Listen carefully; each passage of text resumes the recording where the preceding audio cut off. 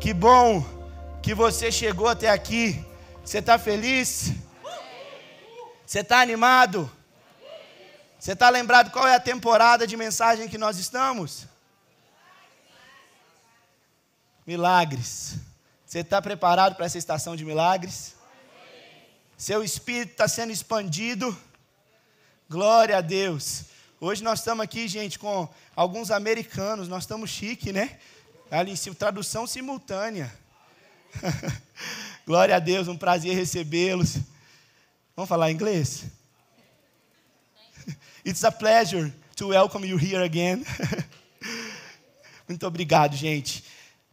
Por enquanto as línguas são diferentes, mas no céu, uma só voz, uma só língua, dizendo uma só coisa: santo, santo, santo é o Senhor.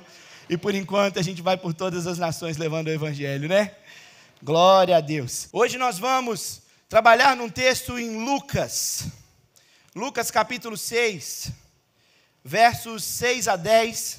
Não precisa projetar ainda.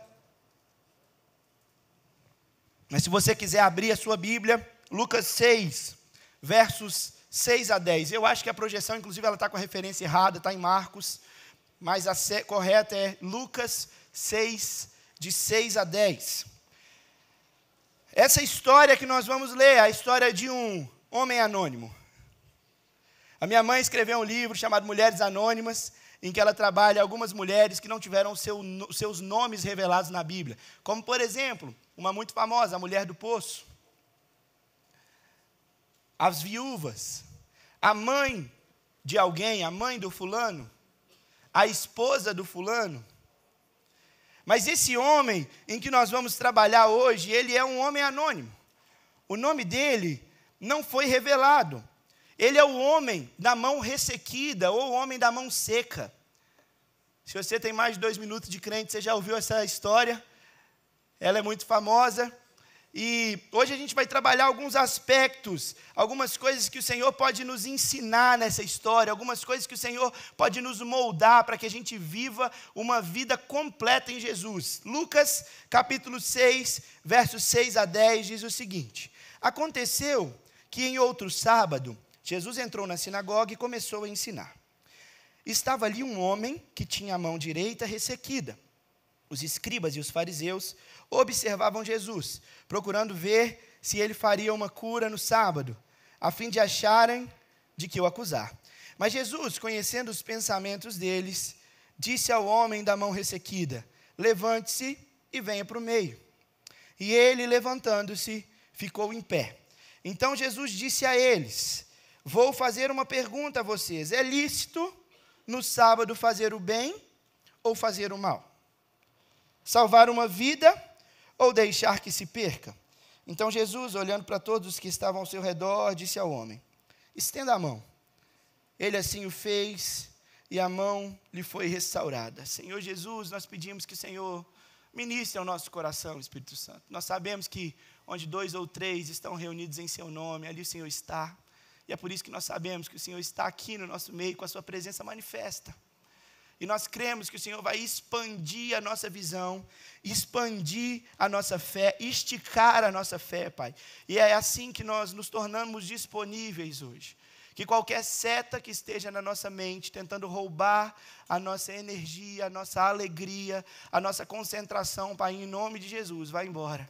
E que essa noite seja uma noite que nós sejamos esticados pelo Senhor. Em nome de Jesus que nós oramos. Amém. Era um sábado, dia em que regularmente, Thaís, Jesus ia na sinagoga para ensinar. Sábado a sábado, Jesus estava nas sinagogas dos judeus, ensinando. Isso, Jorjão, até antes mesmo dele começar esse ministério público. Tanto que aos 12 anos de idade, tem aquele episódio em que em uma peregrinação, Jesus some.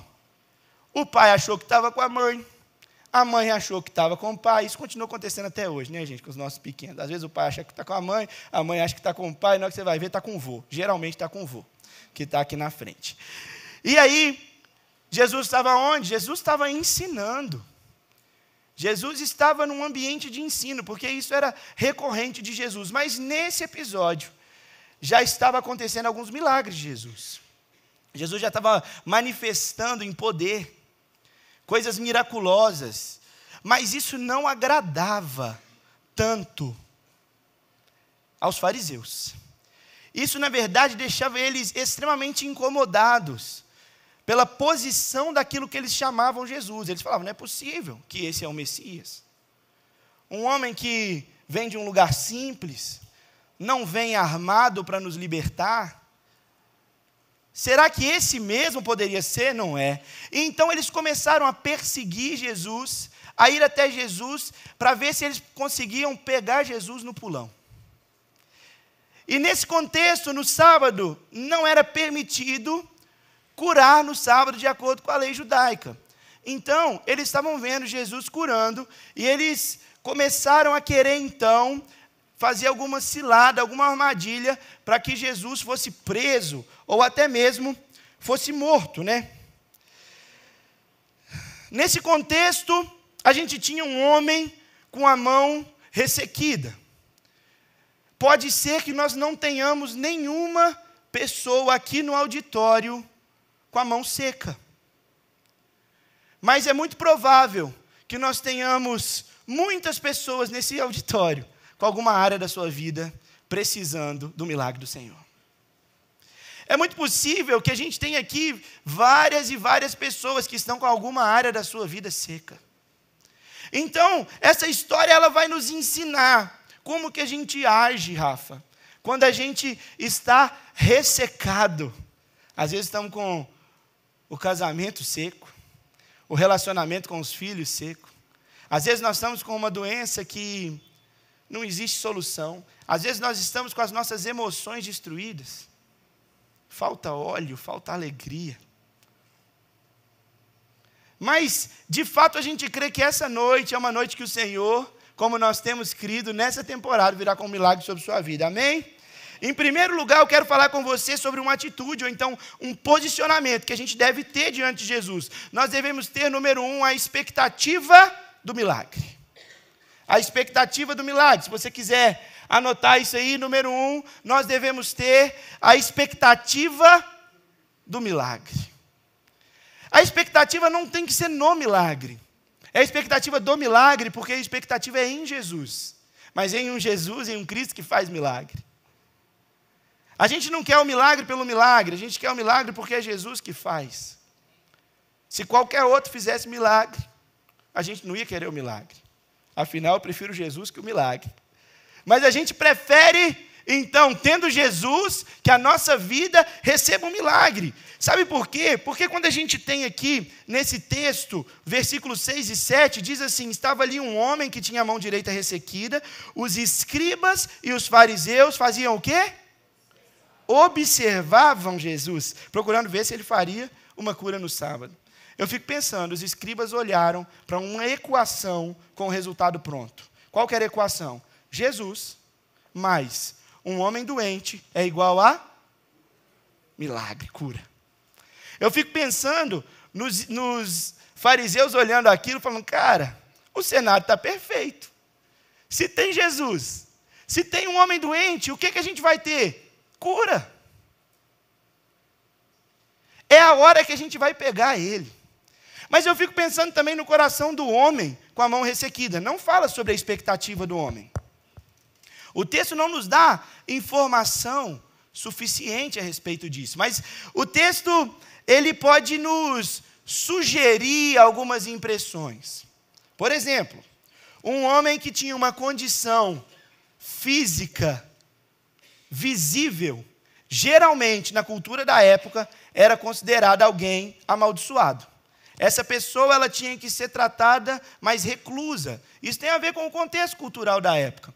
Então, por exemplo, nós podemos sugerir que aquele homem ficava ali na porta daquela sinagoga, por exemplo, pedindo esmolas. Porque, geralmente, nas narrativas que a gente vai ver de pessoas que pedem esmolas, são pessoas com alguma condição física atípica. Eu não sei se esse homem estava ali porque ele tinha uma condição física atípica, ele estava pedindo esmola. Eu não posso te afirmar. Eu também não posso te afirmar que aquele homem já estava seguindo Jesus, mas pode ser que ele já estivesse seguindo Jesus há mais tempo, e naquele momento, então Jesus deu uma resposta positiva a ele. Eu também não posso dizer exatamente, talvez ele estava ali no sábado, porque regularmente ele ia ali orar. A gente não pode afirmar isso ou aquilo, mas algumas dessas opções, a gente pode ter certeza que alguma delas é. Mas o ponto é, esse homem, assim como os fariseus, também tinha expectativa em Jesus. Esse homem, ele tinha expectativa em ver o milagre que Jesus já estava operando ao redor de toda a Judéia, de Jerusalém, de Samaria. Ao redor de todo esse território, esse homem pensava, ele podia fazer isso comigo? Na Galileia, gente, Jesus libertou um lá, Jesus podia fazer algo comigo, né? Ele tinha expectativa em Jesus. E aí eu te pergunto, você tem expectativa no milagre? De verdade, você tem expectativa no milagre? Ou você já perdeu a expectativa no milagre? Quando você pensa, eu estou indo encontrar com os meus irmãos, e onde 2 ou 3 estão reunidos, ali o Senhor está, e esse pode ser o momento do meu milagre. Será que nós temos tido expectativa? Será que quando a gente sai de casa, a gente tem expectativa de que hoje o Senhor pode nos curar? Ou a gente só sai tentando dar aquele último suspiro? Talvez essa seja a minha última chance, meu último culto. Ou talvez você está indo para ver se, talvez, o Senhor te olhe de uma forma um pouco menos errada, porque na sua cabeça você está sendo punido pelo Senhor, por alguma coisa que você está vivendo. Sabe, quando a gente está enfrentando algo que a gente não consegue resolver, meu irmão, quando você está numa situação que ela é difícil, você deve encher o seu coração de expectativa, porque quando existe alguma coisa que a gente não consegue passar da linha, é o momento que o Senhor vem com milagre. Quando a gente assume, fala, Senhor, daqui para lá eu já não consigo mais, eu não tenho forças, a minha energia acabou. Esse é o momento em que Jesus vem, estende a mão e faz o milagre. Mas sabe por que nós podemos ter expectativa no milagre? E aí vem o ponto 2. Porque você importa para Jesus.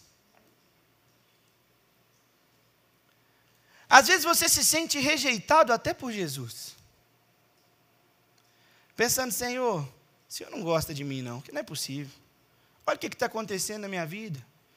Isso, aquilo outro. Meu irmão, se tem uma coisa que nós temos certeza, é que nós somos importantes para Jesus. Olha o que Lucas 6:8 vai dizer. Mas Jesus, conhecendo os pensamentos deles, disse ao homem da mão ressequida, levante-se e venha para o meio. E ele, levantando-se, ficou de pé. Esse versículo nos dá muito assunto. Primeiro, o Senhor se importa com aqueles que estão fracos. O Senhor se importa com aqueles que estão doentes. O Senhor se importa com aqueles que estão em um momento de fragilidade, que são necessitados. Aquele homem, ele estava num canto, Rafa. Por que a gente sabe que ele estava num canto? Porque o Senhor fala, a Bíblia fala que o Senhor chamou ele e pediu para ele vir pro meio. E aí eu fico pensando naquele homem. Gente do céu, eu estava quietinho no meu canto. Porque a situação dele não era uma situação agradável aos olhos da sociedade. Eu fico pensando nele, pensando assim, Dandan, eu estava aqui, na boa, o que Jesus quer comigo? Ou então ele pensando, será que chegou a minha vez? Sabe por quê? Porque às vezes a gente está aqui nesse ambiente e o Senhor está querendo nos trazer para algum tipo de posição de mais exposição, mas a gente não está querendo vir, porque a gente pensa, deixa eu ficar aqui no meu cantinho mesmo, eu já sou tão sofrido, a minha vida já é tão difícil. Será como que nós estamos nos portando? Me deixa aqui quietinho lamentando o meu sofrimento. Meu irmão, é claro que Jesus não queria expor aquele homem no sentido negativo. Claro que Jesus não queria trazer ele à vergonha. O que Jesus queria? Jesus queria chamar ele para o centro, porque Jesus queria curá-lo. Jesus queria vir com um toque sobre ele. Às vezes o Senhor está te chamando para um ambiente porque o Senhor quer estender a mão e quer que as pessoas ao seu redor vejam o que Ele está fazendo com você. Às vezes você está se lamentando nos seus sofrimentos e ficando no canto, mas o Senhor já te convidou a vir para o centro, mas você está falando, Senhor, me deixa aqui nesse cantinho. Eu não quero isso. Eu não quero que as pessoas tenham acesso a essa vergonha que talvez eu me sinta como uma vergonha. Sabe, a primeira coisa que a gente precisa, meu irmão, para a gente ser curado, perdoado, transformado, é reconhecer a nossa condição. Não tem jeito da gente ser curado se a gente não reconhece que a gente é doente. Não tem jeito da gente ser restaurado se a gente não reconhece que a gente está quebrado. Eu trouxe alguns versículos na minha mente, como por exemplo, se confessar os seus pecados, Ele é fiel e justo. Se eu confessar. O que tem a ver com isso? Eu confesso aquilo que eu reconheço. Não tem jeito. Sabe, a gente tem uma rotina de muito atendimento, na vida pastoral, essa parte do púlpito aqui, ela não deve chegar a 5% da nossa vida, da nossa dinâmica como pastores. A nossa dinâmica ela tem a ver com atendimentos, bate-papos, cafés, receber gente em casa, sair de madrugada. É isso que quem é pastor tem que gostar disso. Se não gosta disso, não tem jeito de ser pastor. Ou talvez você seja apenas um pregador, um conferencista, mas a vida do pastoreio ela tem essa dinâmica. E é muito comum a gente, por exemplo, atender casais que estão em um momento delicado, em um momento difícil. Mas também é muito comum chegar um casal e um falar assim, olha, nosso casamento está destruído. A nossa vida tem sido um caos. E o outro fala assim, eu não acho isso não, isso é exagero. Para mim está ótimo. Não sei. Homem é mais orgulhoso, né? Geralmente é homem. Não sei o que essa mulher está falando. Para mim está uma beleza. Que negócio é esse de casamento ruim? Normal. Todo mundo é assim, né não? Só olhar, meu pai era assim, minha mãe é assim, meu sogro era assim. A gente é assim. Sabe o que é isso? Você está fechando a porta para a restauração. Porque se não existe reconhecimento da condição, não tem como a gente ser curado. Só procura o médico quem reconhece que está doente. Só procura ajuda quem reconhece que tem uma necessidade. Se a gente voltar, por exemplo, um capítulo, a gente vai ter, na verdade, é porque eu escrevi as referências tudo errado, gente, eu baguncei as referências tudo. Eu acho que esse está em Marcos 2,9 mesmo. Eu acho que está em Marcos 2,9. Os que têm saúde não precisam de médico, mas sim os doentes. Eu vim para chamar os pecadores e não os bons. 2,17? 2,17. 19 mesmo? Tá certo? Então tá certo, gente, é 2,19 mesmo. Os que têm saúde não precisam de médico, mas sim os doentes. Não é verdade? Quem precisa de médico, gente? Só que eu fico pensando, já pensou o poder desse versículo aqui, Gessi? Jesus está falando o seguinte, eu vim para chamar os pecadores, não os bons. Gente, quem é bom diante de Jesus? Só que o que Jesus está falando? Eu só posso alcançar quem reconhece que tem necessidade. Essa história do casamento exemplifica muito bem isso. A gente tem um casal, um caos, um reconhece, o outro não reconhece. Como é que você resolve uma situação dessa? Não tem como resolver algo que não é reconhecido. Quando a gente coloca um muro na nossa frente, porque às vezes a gente acha que isso seria uma vergonha. Sabe, muitos de nós não experimentamos o milagre porque nós não reconhecemos a necessidade. Senhor, eu preciso de mais recurso financeiro. Eu estou ajustado, minhas finanças estão ajustadas, eu preciso da mão do Senhor. Simples. Mas às vezes o orgulho, não vou pedir mais dinheiro, não. Pedir dinheiro é coisa feia. E a gente às vezes está deixando de viver aquilo que Deus tem para nós, porque a gente não está reconhecendo que nós temos necessidades. Mas por quê? Qual é o medo de nós reconhecermos a nossa condição? Eu listei aqui alguns possíveis medos. Por exemplo, a nossa cultura, baseada inclusive nessa cultura da época, com má teologia, nos fez acreditar em um Deus punitivo. Por exemplo, a música de sempre, você deve ouvir pelo menos uma vez por mês. Cuidado, boquinha, o que fala. Cuidado, olhinho no... O que é isso? O Salvador do céu está olhando para você. Meu Deus, é um raio laser. Uma metralhadora, vai me matar. O que é isso? Um Deus punitivo. E eu estou o tempo inteiro com medo. Então eu penso, se eu reconheço minha condição, eu reconheço que na verdade eu estou amaldiçoado. João 3,17 vai dizer, porque Deus enviou seu Filho ao mundo, não para que o condenasse, mas para que o mundo fosse salvo por ele. O Senhor está estendendo a mão da salvação. Ele só está esperando a gente falar, Jesus, me salva dessa situação, me salva dessa condição. Outro motivo, às vezes, da gente ter medo de expor nossa necessidade, é o medo de não ter o desejo atendido. Às vezes, em algum momento da vida, a gente pediu ao Senhor um milagre. Mas por algum motivo, o Senhor não nos atendeu. E agora a gente não quer mais pedir de novo. Ou crer que Deus faz milagre. Porque uma vez eu fui frustrado. Eu não quero me frustrar de novo. Na nossa mente a gente está muito certo que Deus é Deus. Mas no nosso espírito, a nossa fé abaixou de nível. Está na reserva. Precisa de ser abastecida. E o terceiro e último ponto que eu quero trazer aqui é não esconda a sua dor de Jesus. Não esconda a sua dor de Jesus. É óbvio, ninguém esconde nada de Deus. Mas eu estou falando não da parte de Deus com a gente, mas da parte nossa com Deus. De quando a gente não quer ser sincero. Sincera. Dizendo, Senhor, a verdade é essa.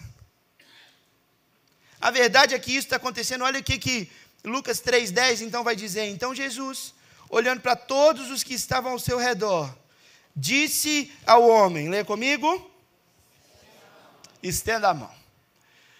É engraçado porque Jesus não diz para o homem, Caio, o seguinte, olha, que pena que você tem a mão seca.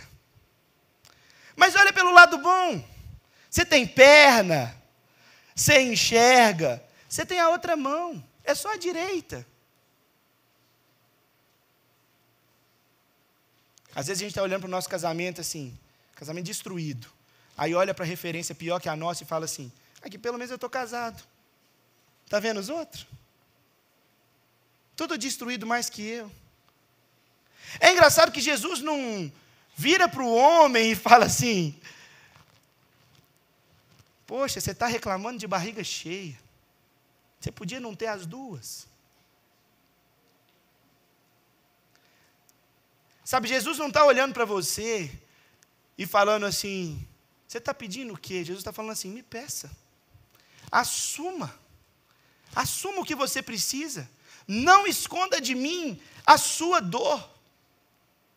Sabe, meu irmão, às vezes a gente quer justificar a nossa falta de fé, falta de atitude, covardia em orar pelo milagre. Às vezes a gente é covarde em orar pelo milagre. Eu orei com o Arilson hoje, crendo na cura da coluna dele. Falei, Arilson, eu espero a sua ligação, porque eu espero que você será curado. Eu poderia ter orado com ele. Como que a gente ora, gente, quando está com medo? Senhor, faz a sua vontade. Se o Senhor desejar curar a coluna do Arilson. Mas a palavra ela nos instrui a orar pela cura. Mas com o medo de não termos uma resposta positiva, a gente ora com boa teologia, né? Faça a sua vontade. Teologia segura, quando o evangelho é um evangelho de risco.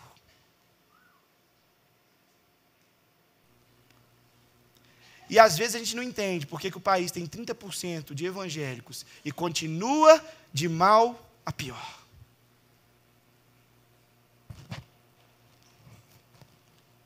A fé sem obras é morta. A fé e a atitude têm que andar juntas. Se eu creio que Deus cura, eu oro pela cura. Se eu creio que Deus restaura, eu oro pela restauração. Eu oro pelo toque do Senhor, eu oro pela mão do Senhor. Jesus pediu para esse homem fazer uma coisa, gente, que ele nunca fez. O que Jesus pediu para o homem fazer? Esticar a mão. Você pode pensar assim, não, Jesus exagerou nessa. Faltou um pouquinho de noção em Jesus. Por que Jesus, que sabe de todas as coisas, vai pedir para um homem que não estica a mão, para esticar a mão? Jesus não está correndo muito risco de ofender? E se ele não for curado? E se o pai não me atender? Eu fico pensando, mão direita ressequida. Jesus vira para o homem e fala assim, sai do cantinho, vem para o centro. O homem tem uma decisão primeiro a tomar. Qual que é a primeira decisão? Saio ou não saio? Vou para o meio ou não vou? Ele decidiu vir, Davi. E ele chega lá diante de Jesus. Jesus vira para ele e fala assim, estenda a mão. Primeira decisão. Segunda decisão, estendo ou não estendo? Agora, ele tem uma terceira decisão a tomar. Estenda a sua mão. Qual que é a terceira decisão? Qual mão?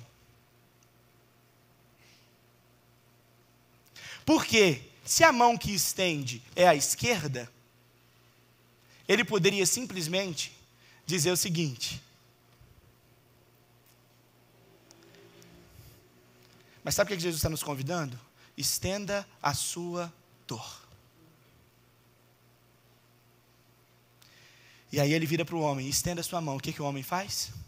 Estende a mão que não se estende. E aí a Bíblia diz o seguinte. Então Jesus, olhando para todos os que estavam ao seu redor, disse ao homem, estenda a mão. Ele assim o fez. Lê comigo. E a mão lhe foi restaurada. Aleluia!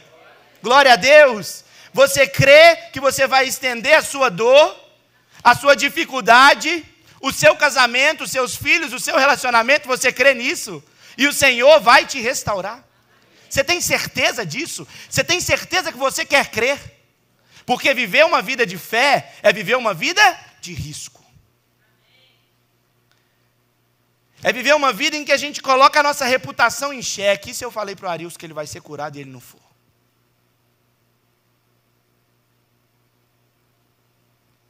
O ano era 2019. Nós fomos para Moçambique. A Mose Marli está aqui? Eu, Duda, a Mose Marli, Léo e Ariadne, Luísa, Fantoni, isso, né? Chegando em Moçambique, então nós fizemos um voo longo até lá. Fomos para a África do Sul, de África do Sul nós fomos para a Cidade da Beira. Chegando em Cidade da Beira, então nós precisávamos de trocar o dinheiro pela moeda de lá. Sabe qual é a moeda de Moçambique? Você sabe? Metical. Já ouviu falar? Também nunca tinha ouvido. E provavelmente se você não foi em Moçambique, você não vai ouvir falar sobre metical, porque metical só se usa em Moçambique. Então nós chegamos lá, fizemos a troca dos dólares para metical, e foram 10 dias muito intensos. Eles foram intensos porque a gente chega lá para a gente fazer talvez algum trabalho ali com a comunidade local. No final das contas, a gente vai para estender a mão, a gente tem a mão estendida. A gente vai para oferecer o milagre, a gente tem um milagre na nossa vida. A gente vai para levar uma expansão de renovação de mente. A gente tem a nossa mente renovada e expandida. Coisa linda. 10º dia tem que vir embora. Só que, gente, você não tem tempo de comprar uma lembrancinha. E aí eu lembro que a gente pediu para levar na feirinha. Me leva na feirinha. Gente, por que a gente queria ir na feirinha comprar? Porque os meticais estavam no bolso. E se eu chegar no Brasil com metical, o que me serve? E aí, gente, você pensa o seguinte, meu Deus, não vai dar tempo de trocar para dólar de novo, ou para real, ou o que for. E aí você começa a lembrar de quem você nunca deu presente, que você quer comprar presente para gastar o metical. Já fez isso no final de viagem? Você tem lá, se às vezes você faz uma viagem internacional, você precisa gastar aquele dinheiro, você começa a lembrar dos outros, vai comprar isso, comprar aquilo outro. Porque você precisa gastar o dinheiro. Gente, metical piorou. Porque o que eu vou fazer com metical no Brasil? Dólar, euro, você ainda vende aqui. Mas metical, tipo assim, gente, $1 é mais de 100 meticais. É uma loucura. E aí a nota é até diferente, assim. E aí, tudo bem, então chegamos lá, compramos umas coisinhas. E aí, troca ou não troca por dólar? Vai ou não vai dar tempo? Voltamos com os meticais. Um restinho de metical, cada um voltou com um pouco para casa. Quando eu cheguei aqui, de que me adiantou? Nada. Isso é a fé, uma moeda que você só usa nessa terra. Quando você chegar no céu, você não tem que ter fé. Porque fé é convicção das coisas que eu não... Você chegou no céu, você viu. Se você guardar a moeda da fé, chegou no céu, acabou. Não tem serventia. Lá você viu Jesus. Chegou lá, você tem que dar testemunho para quem? Todo mundo está salvo, Sara. Você entende isso? Você está pegando o resto do dinheiro e guardando para quê? Para que a nossa fé está sendo estocada?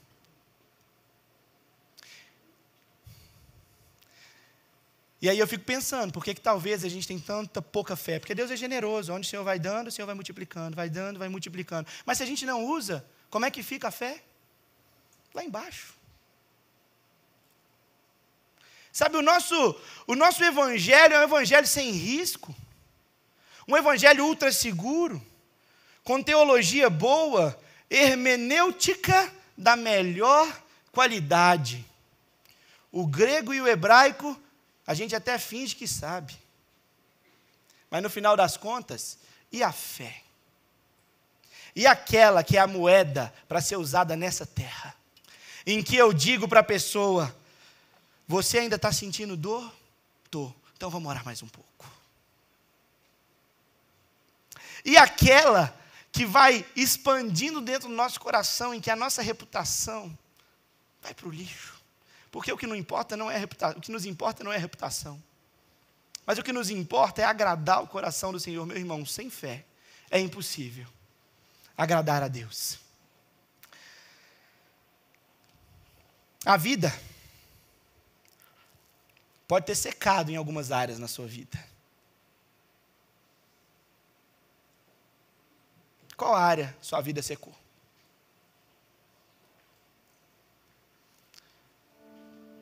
É seu casamento? São seus relacionamentos? É sua empresa? Deixa eu te falar uma coisa. É a sua paixão por Jesus que secou? É a dúvida se de fato Jesus faz? O que secou é o relacionamento com seus filhos? Ou com seus pais? O que secou foram as suas emoções? E na verdade, sua emoção te levou para um lugar em que você inclusive desistiu e planejou como você não viveria mais? Porque essa noite é a noite de nós estendermos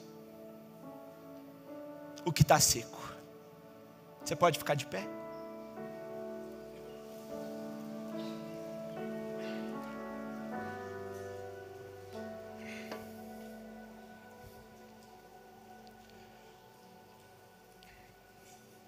Às vezes você desistiu dos sonhos que Deus plantou no seu coração. Às vezes você recebeu uma palavra profética e aquela palavra ela foi se perdendo ao longo do tempo. E hoje você acha até que palavra profética é bobeira.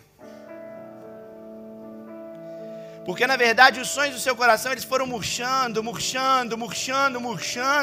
E agora você está como um homem da mão ressequida. Sabe, às vezes o seu coração está murcho, mas o Senhor nos diz agora, estenda a sua mão. Foi estendida e ele foi curado. Eu quero te pedir para, se você, nesse momento agora, reconhece que tem alguma área da sua vida que está ressecado, você sabe disso, que você estenda as suas mãos agora. Levante suas mãos. Levante suas mãos em sinal de reconhecimento E comece a dizer ao Senhor: Senhor, eu reconheço que. E diga ao Senhor, ore aí. Se você conseguir orar em voz alta, puder orar em voz alta, ore em voz alta. Enche esse ambiente.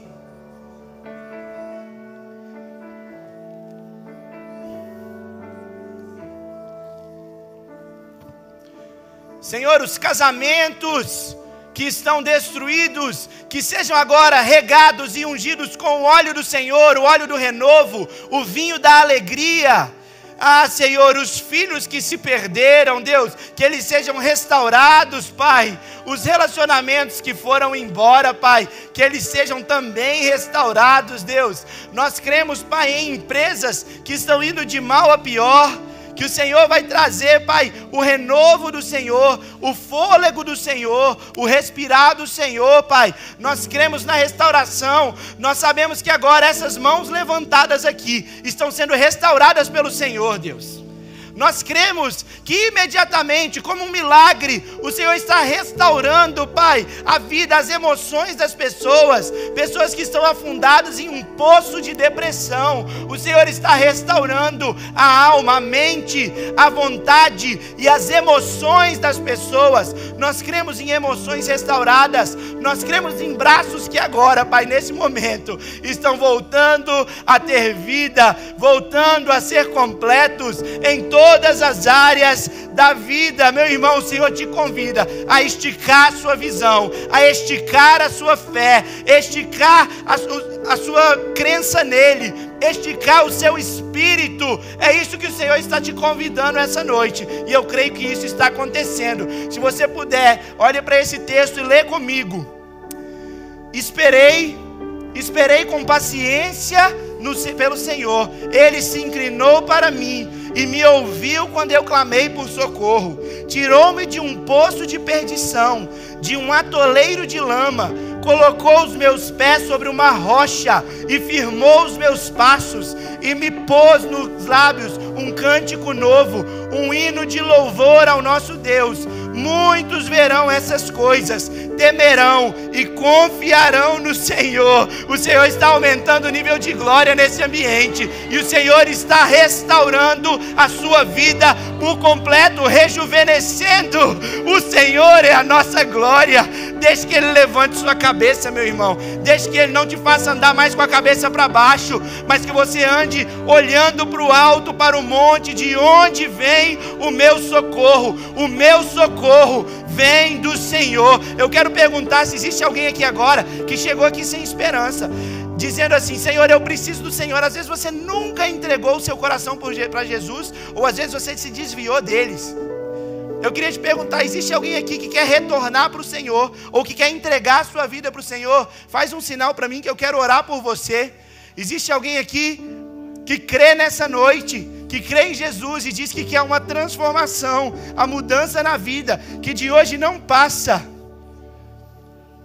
Existe alguém aqui querendo ser restaurado, ser trazido de novo ao Senhor, dizendo: Senhor, eu escolho pelo Senhor. Senhor, eu estava longe dos seus caminhos, mas hoje eu escolho pelo Senhor. Glória a Deus. Aplaude a Jesus. Glória a Deus. Glória a Deus. Isso é uma decisão de fé, de alguém que vive sobre risco, alguém que diz: independente da reputação, independente do que eu vivi até agora, eu escolho Jesus, eu escolho o Senhor. Existe mais alguém que quer retornar para o Senhor? Mais alguém que deseja ter a sua vida em um novo e vivo caminho, ser transportado do império das trevas para o reino do seu Filho amado? Existe mais alguém aqui? Eu quero orar com você. Se você puder orar comigo, meu irmão, diga o seguinte: Senhor Jesus, eu creio que o Senhor é a fonte da minha salvação. Eu sou um pecador, mas me arrependo dos meus pecados. Estou fazendo uma aliança com o Senhor, em nome de Jesus. Amém. Amém. Glória a Deus. O Senhor é bom.